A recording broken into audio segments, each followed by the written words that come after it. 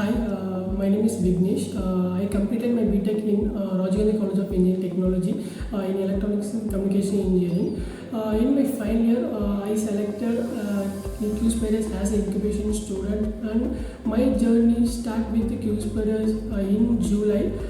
After joining in the QSpiders, I learned a lot of things in the development of IT field, because the main reason is that I joined in the QSpiders to enhance my skills in the IT field.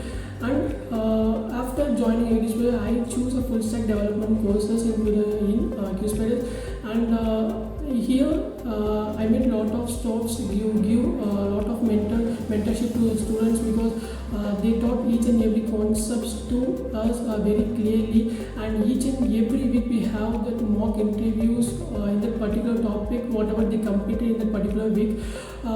Through that I learned a lot of things, and I learned how that interview process has happening in the time. Thank you.